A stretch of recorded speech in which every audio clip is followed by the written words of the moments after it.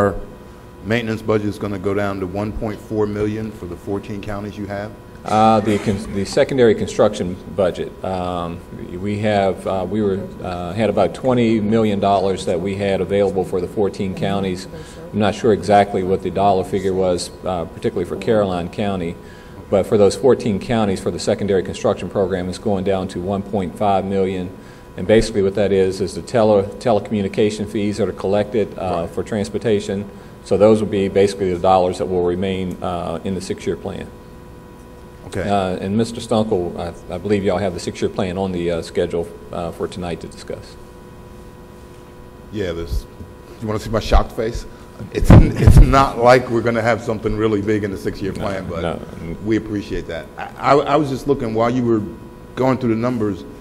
VDOT's maintenance budget for this year was 1.6 billion with a B. Yes, sir. And you're saying for Caroline, one of the 99 counties plus cities and whatnot, we're getting $96,000 is what he just whispered. It's like, is that right? Okay. What you're talking about two different budgets. You got a construction budget and a maintenance budget. Okay, it says 1.63 billion road maintenance budget. That's the road maintenance budget. That's for the entire state. Yes, sir. And what's Caroline's percentage of that? Number, not percentage. I'll do the math. You know, I always get asked that question, how much goes into a particular jurisdiction, and that number varies. Basically, we manage the program from a 14-county jurisdiction, so at one point in time we could have a heavy paving operation that's going on in Caroline County. So Caroline County could be getting a large amount of money because those roads are scheduled to be paved during that particular year. The following year, because the roads are in good shape, you know, the money could then be shifted over to Westmoreland County. So I can't really give you a number. I can tell you what, and I don't have it right here with me today, but I could get you a number of what the budget was and how much money we spent in this county this year. But it's going to vary from year to year. Okay. Now, if you could, I would love for you to get that, because I'm sure we're going to have to repeat this kind of thing before. Or should I go to Mrs. I will make sure that you receive the information. Yes, sir. Okay. Well, I sure appreciate that. And again, we'll have to say Mr. Cooper, Mr. Stunkel have done great jobs for the county. We appreciate it. Somehow we got to fix this, because I do a lot of traveling. I was in West Virginia. I was in North Carolina the past couple of weeks. And I'm ashamed to say their roads are better than ours. And I know it's nobody's fault in this room. Something in Richmond has to change, because it didn't used to be that way.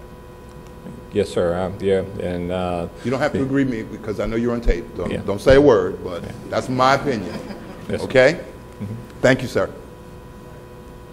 Quentin, we appreciate you being here. Of course, we've been seeing you for some years at George Washington Regional Commission meetings and the FAMPO meetings that we attend. We don't have to vote on it, but vote in that process. But it's been good working with you, and we want to continue that relationship and building a stronger relationship with you guys.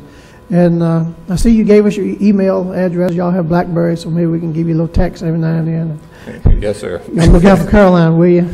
We'd appreciate it. Yes, sir. And like I said, you do have my contact information, so if anything comes up that you need to that staff is not able to work for you, just send me a note, and I usually will prod things along, make sure you get a response.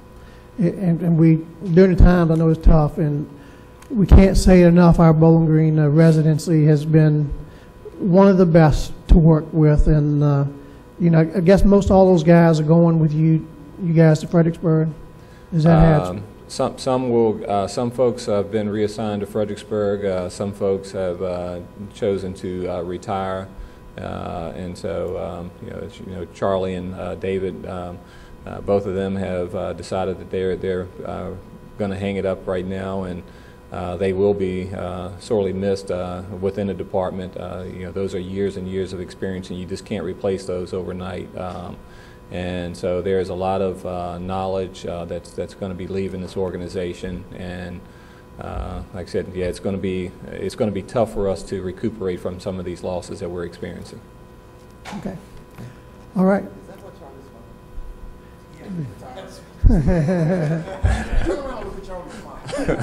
fault? No, because it'll make me feel bad. He's already fixed that. He's already fixed that.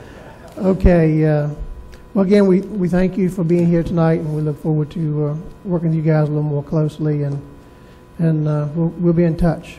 Yes, sir. Thank you. Okay, thank you very much. Mr. Seeley, did you have a... Mr. Roselle, in lieu of David Cooper and Charlie Stunkel retiring, I'd like to see us do a resolution in our board meeting in May and have him come back so we can see him one more time to give him... He's going to be in Florida by then. And thank them for all the years of service to us, because we are going to miss them both. And Charlie and Dave, you can come anytime to any meeting. We'll save you a seat. Yeah, you may see us, but we'll be in a different capacity. Citizens of the county. Uh-oh. Mr. Akers, thank you for sharing the schedule for the 601 bridge replacement. They had not shared those details with us yet. I knew that they were getting close. But well, as of May the 1st, I won't be there anyhow. But that's good to know when I've got to make trips over to Golensville. So. I didn't mean to surprise you, Charlie. I Okay. really didn't. All right. He called this afternoon and asked that I share that information. So I'll do that. But thank you. One item that was a carryover from last month's meeting was the Morris Mill speed study. That has been completed. The speed study showed an 85th percentile of 49.2 miles an hour and an average speed of 41.42 miles an hour. Accident history showed 2 accidents in a 3-year period. And it's been the recommendation of our traffic engineers that retain the existing 40-mile-an-hour speed limit for that section of roadway. And that particular roadway was reposted, wasn't it? Or When they went down to initially do the study, they found that one of the 40-mile-an-hour signs had been knocked down. So they put that back up and then did the restudy. Okay. And so they said things that are basically fine. Okay. I don't think that was the big issue. So, yeah. Okay. And that's all really I have until we get to the 6-year plan public hearing. Okay. All right, we'll now, if you're done, Mr. Stunkel, we're going to move into our discussion on revenue sharing programs for fiscal year 2010 and 11. Mr. Fincham, is that your project, sir?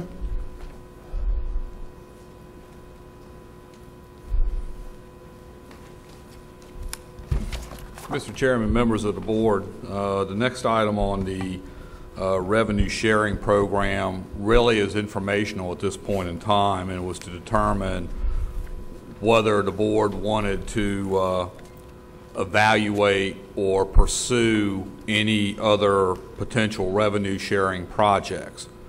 The board has actually participated in 4 projects over the last 9 to 10 years. We did the safety improvements at Route 1 and 639. We also did the Landor turn lane improvements on Route 639. We also have 2 other revenue sharing projects pending, both in the Ladysmith area. We have the 639 preliminary engineering study from 95 to Route 1. And also a Route 1 study from, I believe it's South River down to Route 712. The board made those requests, I believe it was 3 years ago, and those requests were approved and have project codes assigned to them, but we have not actually allocated any money from our proffer fund for those projects to go forward. Cumulatively, those 2 projects, if the board wishes to go forward, there is an obligation on Caroline County's part of $1 million between those 2 projects that would have to come from either the cash proffer fund or some other revenue source.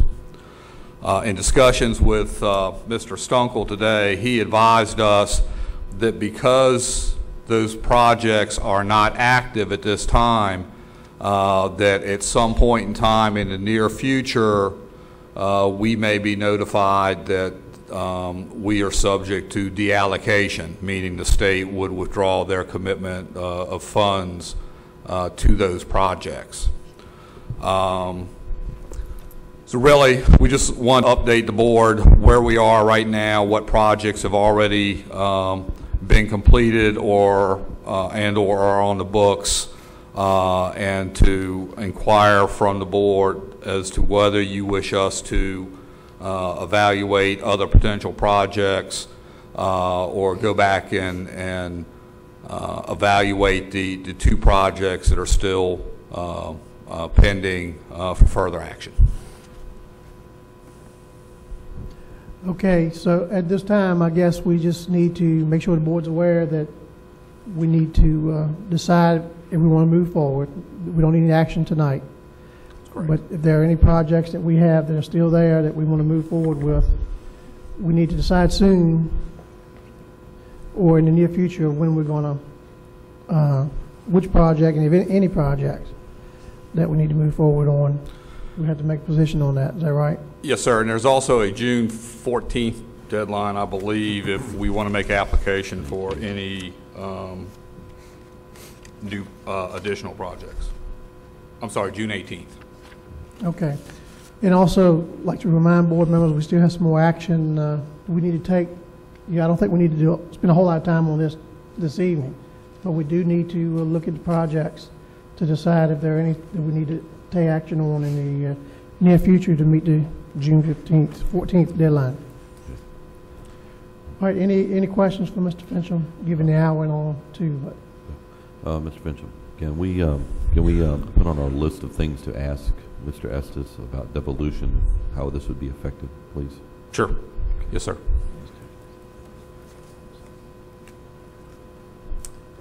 Any other questions? All right. All right. Thank you, Mr. Fincham. Appreciate that report and probably an updated list for board members of what we've had in the past and what's been current. All right. Next, we have a report from Spotsylvania Regional Medical Center. If you hadn't driven down 95 or Route 17 to see the beautiful building up there, tonight we have Tim Tobin, who is the CEO of that new hospital. And Mr. Tobin, we welcome you to Caroline County. Thank you very much. Welcome you back again. Mr. Tobin has recently bought a nice piece of property in Caroline. I did. A farm in the county. Very pleased to be a landowner in Caroline County, and we've got a presentation we're going to do for you tonight, and you should have copies of this in front of you so that you can see it without having to turn around and look at the screen. But first of all, I'd like to thank the chairman and the rest of the board for giving me the opportunity to come here tonight and talk with you all. But also, I want to share my appreciation and the appreciation of our team for the great support we've received from you all. We received support as we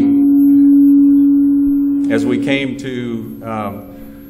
to request the opportunity to build a hospital in Spotsylvania County, and the Caroline County board members and citizens of the area helped to support our hospital's construction, and we appreciate that. And most recently, the board supported our efforts to develop a cancer center at our hospital, and last week we were notified that we were granted approval by the state to develop that cancer program. It's a cancer treatment program that will be developed by the spring of next year, and will help to serve the citizens of this entire region. So we appreciate that.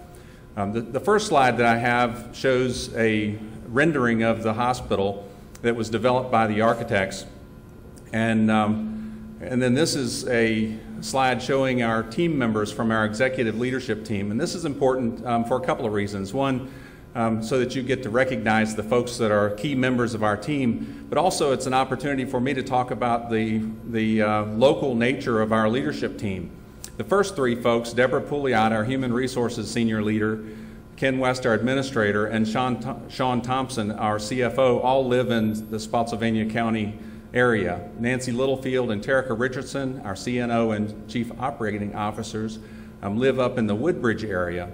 I live right off of Route 17 between Route 2 and the hospital, so I'm very close to Caroline County, and just bought a farm off of Stonewall Jackson Road. So my wife and family and I plan on relocating at some point to Caroline County and hopefully retire here. It's a beautiful county. I'm originally from the Richmond area, so this is close to home for me, and hopefully is going to be my home for a long time.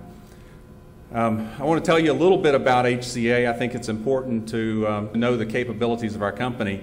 The company was founded in 1968. It's the nation's leading provider of healthcare services. We have 163 hospitals throughout the country and 113 outpatient surgery centers. We also have hospitals in 20 states and in London, England. Incidentally, the founder of HCA is coming to visit us next week, along with the CEO of a hospital that he is helping to build in China. They're coming to take a look at our hospital to learn how to start a hospital from scratch for this China development, so it's kind of interesting. Our corporate offices are in Nashville, Tennessee. We currently employ actually over 183,000 people. The 263 was earlier this week. That was the number of employees we had hired at Spotsylvania Regional Medical Center. It's actually closer to 300 now. We hire a good 10 to 15 folks a day, and our targeted projection for employees is about 450 for the day that we open. We have had a tremendous interest in jobs at our hospital, and it's great to have this opportunity to impact the economy and provide jobs for folks. We have had over 9,000 applications for jobs at our hospital. Also, HCA, it's not a well-known fact, but HCA is the 4th largest private employer in the state of Virginia. Our Capital Division has 13 hospitals. We're a member of Capital Division. Our Capital Division offices are located in Richmond. I put a picture of our division president up here because many of you all have met Margaret Lewis. She is an outstanding individual, and she is kind of in this region as well. Her home is in Tappahannock, and she commutes down to Richmond to work with our division, but she has a lot of local interest, and her husband is originally from Tappahannock. Update on our hospital progress. Our hospital, in spite of the over 5 feet of snow that we've received this past winter, is on track to open. We're planning to open on June 7th. Our hospital has 126 beds. We have 4 surgical suites with 2 shelled out for future expansion. We have 2 C-section rooms, 350,000 square feet of space, all private rooms in the hospital. This is a rendering of the front of the hospital where we're building a healing garden, kind of a family terrace. And this is a view of about a week ago of the state of construction of the hospital, so you can see that it's coming along very well. Some things that are not immediately available at the hospital are listed here, and the reason I put this up is I often get asked, what will your hospital be able to provide in the way of services to our community? And it's really easier to say what we're not going to be able to provide immediately because we're offering a full range of services at our hospital. When we open, we will not have radiation therapy because it takes a while to build that and develop that, but we have been approved, as I mentioned earlier last week, to provide that service. We will not immediately begin providing open heart surgery, transplant surgery, trauma services, a higher level NICU, although we have a special care nursery there and have neonatologist support for our hospital. We also will not start out with a pediatric intensive care unit, but those services are available at other HCA hospitals in Richmond and also at Mary Washington Hospital here locally. And we will be supporting transfer there if necessary. We have a transfer agreement we're working on with them. Things that we will have, and this is just a brief list of some of the things. One of the most important things is our emergency services. We will have 24-hour emergency services. We are very well known as a company for providing outstanding emergency services. One of the things that was interesting, a couple of weeks ago, we had representatives from General Electric coming into our hospital to share with us their recognition of best demonstrated practices on how the best times for emergency care. And their benchmarks were for the time the patient arrives at the hospital until they see the physician, there would be a 30-minute wait, no longer than a 30-minute wait. From the time they get there to the time they get triaged, 15 minutes. Well, we told them that that's great information, but HCA standard is now 15 minutes from the time you arrive at the door until you see the physician, and 5 minutes from the time you arrive at the door until you're triaged. So ours was 10 and 20 minutes, but because all of our HCA hospitals were achieving that, we tightened up that standard. So we look forward to serving the community on emergency services. OB, of course, diagnostics, including many high-tech services, medical, surgical, and also psychiatric beds. Cardiology, including electrophysiology, surgery of all types. We will have hospitalist services. That's something that's important for the community to know, and also doctors, because if a doctor from here needs to admit a patient up at our hospital, we have physicians who can take care of that. We have interventional radiology, diabetes, gastroenterology, medical oncology, and many other things. One of the other nice things about our hospital is we are prepared for growth. This hospital can have another four-story building or tower put on right next to the one we already built, and 2 additional floors on top of both of those, which would give us the ability to triple the size of the hospital without expanding the footprint. So we would have a total of 7 stories possible. We also have lots of horizontal growth opportunity because we have 75 acres at our site, and we already have an 80,000 square foot medical office building where we have expansion capability. This is a diagram of our site plan. Just under the word site is Route 17, so you can see coming across from 95 heading toward Route 2. That will be the main access point from the Route 2 direction. Of course, if folks are coming from Caroline County up 95, they would get off at exit 126 and access the hospital by the new bridge that's constructed and was opened recently to access the hospital. This is a photograph, a recent photograph of the bridge with traffic coming across it. Now, it is private traffic right now since the rest of the roads are not open yet. This is our medical office building, and this is kind of a pictorial tour, and I'm going to run through this fairly quickly because I know you all have other business to do tonight. But this is the medical office building. This is the main entrance of the hospital coming into the hospital's front entrance. This is our main lobby. It's a beautiful main entrance. It's designed on a concourse sort of a style, so as patients need to access services, they can access them all right off of this main lobby and not have to search around the hospital for different things.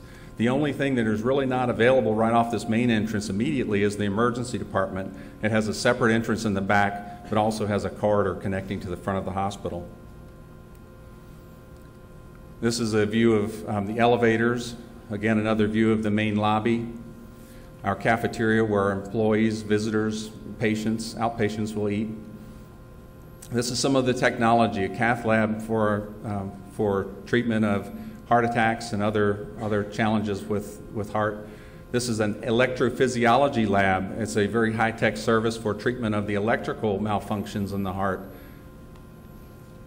This is a 64-slice CT scanner that can do virtual angiographies and things of that nature. So you can do a virtual cath without having to actually cath a patient. This is one of 4 surgical suites, lots of excellent technology there, and all the suites are the same so that we can do any type of surgery in any of the suites. This is a C-section room. This is one of our second floor corridors, passing by the nursery on the left. This is one of the nursing stations. We have one of those on each floor, and also sub-nursing stations down the corridors. This is the nursery without the bassinets. This is our ICU area, very large ICU area with private rooms and lots of privacy opportunity. This gives you an idea of the state of the exterior. We have sod going in and landscaping, so it's all coming along very well. This is the ambulance entrance. This is an image of the emergency department, and this is the heliport and a view of kind of the backside of the site. One of the other things I thought might be interesting for you all is to share some information on the economic impact this hospital has had on the community. And it's a wide-ranging impact. It's not just Spotsylvania County or Fredericksburg. It includes areas all around the region. We have spent over $180 million in building this hospital. not including the work, the dollars that we've spent on salaries and other things during the interim period. At any given time, we've had 300 to 400 construction jobs on site and provided lots of support for jobs in that area. We are going to have approximately 450 jobs when we open our hospital, and many more jobs supported as a result of that, with an average wage at our hospital of about $28 an hour or $50,000 a year for an individual, so a good average wage. Estimated annual taxes, and it's something that our company is proud of as an investor-owned company. We do provide taxes to support the community, and we expect to, once we become stabilized after the first year of operations, to contribute about $4 million a year in taxes to the local, state, and federal taxes. We also will be continuing our community contributions and community leadership and support. One of the things we have done, that I've done with my leadership team, is I tell each of my leadership team members that I expect you to contribute your time in this community in some volunteer type of an organization, whether it's a free clinic, a food bank, or something like that, so that we have over 40 individuals who will be volunteering their time in the community, not counting our staff members. What you can expect from our hospital: we will be a great place to work, with our #1 focus being on quality patient care. Our goal for HCA and Spotsylvania Regional Medical Center is to be in the top 10% of all hospitals in the United States with our quality and satisfaction scores. You can expect short emergency department wait times, and you can expect a culture of service and quality. And something else that's unique here, and I've shared this information at a chamber meeting downtown, and also at a Rappahannock Area Business Leaders Forum. We're going to have something called SPOTSY. And SPOTSY is an acronym for us, and it means smile and acknowledge, be polite and have a positive attitude, offer assistance and follow through, take ownership of your actions, show compassion and caring, and you know you make a difference. And it's interesting how this has caught on. This was a little brainchild of someone around the table, one of our leaders, and said, you know, we need to have SPOTSY. And now, if we have somebody that gets a little bit out of line with their attitude, you know, that's not SPOTSY, and they turn around and become positive very quickly. And so it's something I think we'll be able to offer the entire region, for Spotsylvania Regional Medical Center, all of our team members to have SPOTSY. Now, from a quality standpoint, this is something that I thought was very interesting. I saw this last week. This is quality information that was pulled together for key systems across the country: HCA, Kaiser, Mayo, Yale, Tenet, Cleveland Clinic, and things of that nature. And if you look, HCA's, and the red bar to the far left, HCA is leading these health systems in the country as far as our quality scores are concerned. The most recent data that is not public yet are the two bars on the left. And you can see that we are far exceeding the quality scores of other health systems, including those of Mayo, Yale, Cleveland Clinic, and hospitals of that type. So we're very proud of our focus on quality, and we know that we're going to be able to provide outstanding services to the community. This is something that talks about, and kind of lost the top there a little bit, but it's leader versus director. If you come to our hospital, you'll learn about what we call our folks. Instead of calling them directors, we call them leaders. And the reason for that is we want them to be motivated by their title. We want them to lead, which is to be out front, doing things with their employees and showing them how to do them rather than telling people what to do. So this is just something I could share with you all at a later time, but I'm not going to go through it in any detail. But most importantly, a director does things right, a leader does the right things. This is kind of a timeline. It tells you about some of the things that are going on with the hospital. On March 25th, we moved into our hospital. The bridge over I-95 was complete, and on May 1st, Route 17 entrance will be ready to open, and the bridge will be open so that traffic can flow through there. May 24th through June 5th, we will be seeing some patients, but that's our regulatory compliance and certification period, so we'll have about 30 inpatients at that time. And June 7th is when we will have our hospital's grand opening. You all can support us by encouraging great people to join our team, by talking about us, by coming and receiving services. And if you find that there's any opportunity for us to improve, we would appreciate hearing about that. Also, support those who support us, Germanna Community College, the Moss Free Clinic, the Food Bank, and any other organizations that can help with that. And I'll be happy to answer any questions you all have.